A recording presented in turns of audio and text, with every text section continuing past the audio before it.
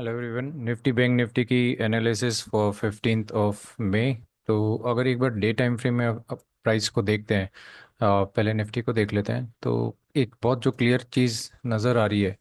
Price ने ये एक जो कैंडल है, जो कि वॉर फिनिश होने के बाद नेक्स्ट डे जो बनाई थी 12 मई को, ठीक है, उसकी ये एक एंकर कैंडल हो बन चुकी है। ठीक है, और कंटिन्यूसली प्राइस जो है वो 2 दिन से इसके अंदर ही ट्रेड कर रहा है। ठीक है, तो अनटिल अनलेस प्राइस इसके दोनों के से किसी साइड में ब्रेकआउट या ब्रेकडाउन नहीं दे देता है, कोई बहुत बड़ा मूवमेंट आ जाए, उसकी पॉसिबिलिटी जो है वो कम है। ठीक है, सिमिलरली अगर अपन देखते हैं बैंक निफ्टी को भी डे टाइम फ्रेम में एक बार देख लेते हैं, तो बैंक निफ्टी ने भी अपने ऑल टाइम हाई के काफ़ी करीब है स्टिल।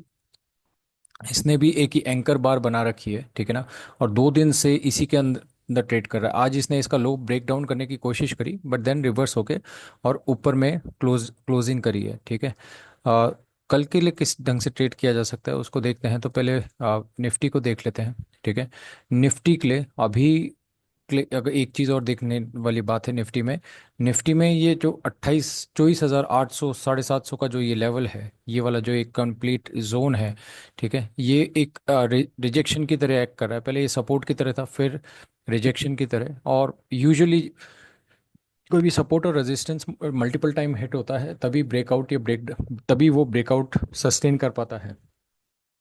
वॉर फिनिश होने के चक्कर में इसने एक बार में ब्रेकआउट तो कर दिया, बट इमीडिएटली नेक्स्ट डे जो है ये नीचे ट्रेड करके और 24,700 750 का लेवल के नीचे ट्रेड कर रहा है। आज भी अगर देखते हैं तो प्राइस इसी लेवल के पास में जो है रिजेक्शन लेके और एक इनसाइड कैंडल बनाई है। ठीक है, तो कल किस ढंग से अपन ट्रेड कर सकते हैं उसको लो टाइम फ्रेम में अगर एक बार देखते हैं, 15 मिनट के टाइम फ्रेम में देखते हैं, तो अपसाइड में ये 24,800 का जो लेवल है, प्राइस इसके ऊपर ट्रेड करे, ठीक है, फ्लैट ओपन होता है या हल्का फुल्का गैप अप ओपन होता है और इसके ऊपर ट्रेड करे तो एक अच्छा मोमेंट देखने को मिल सकता है 24,900, और ये जो हाई है यहाँ तक प्राइस देखने को मिल सकता है। ठीक है, again on the down side price 2 बार ये मल्टीपल टाइम टच कर चुका है और एक ये ट्रेंड लाइन भी आ रही है 15 मिनट्स के टाइम फ्रेम में।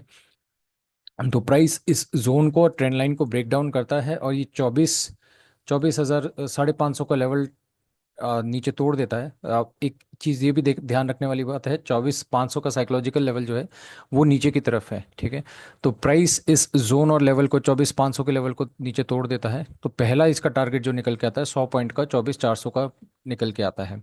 ठीक है, कल एक्सपायरी है निफ्टी की और साइडवेज रह जाए उसकी पॉसिबिलिटी कम है। उस वो किस कारण से, क्योंकि 2 दिन से कंटिन्यूसली ये नियरली अबाउट 750 से 550, 200 पॉइंट्स की जो रेंज है, ये एक डार्वस बॉक्स काइंड भी बन चुका है। ठीक है ना, तो प्राइस जिस साइड भी अप साइड या डाउन साइड इसको ब्रेकआउट या ब्रेक डाउन करेगा, एक अच्छा मोमेंटम ट्रेड जो है वो देखने को मिल सकता है। जस्ट इन केस प्राइस अगर गैप डाउन ओपन हो जाता है, ठीक है, वापस से आके इसी पॉइंट का रिजेक्शन लेता है और अपना डे लो ब्रेक करता है, तो भी एक ट्रेड जो है वो इनिशिएट करा जा सकता है। तो just to keep the things simple and summarise कि कल कैसे ट्रेड कर सकते हैं, जस्ट ये लेवल्स जो है 24,800 एग्जैक्ट प्रिसाइज पॉइंट नहीं हो सकते। क्यों? क्योंकि यहाँ पे ये विक्स बन चुकी है नियरली अबाउट 24,000 850 का।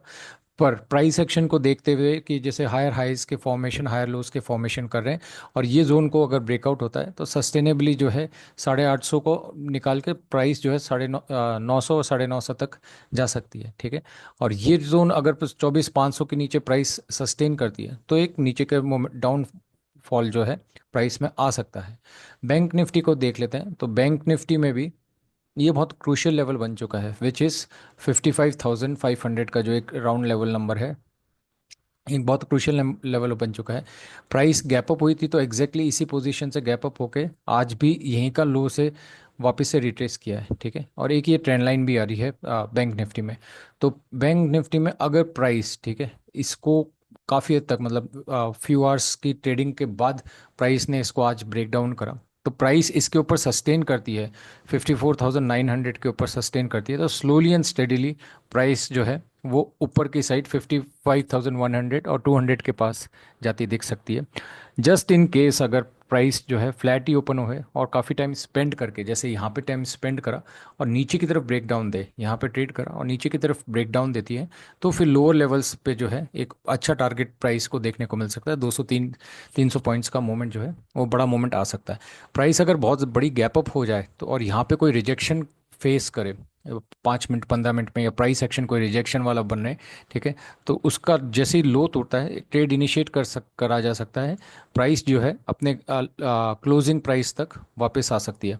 तो निफ्टी और बैंक निफ्टी दोनों में चीज़ें सिंपल रखेंगे, ठीक है ना।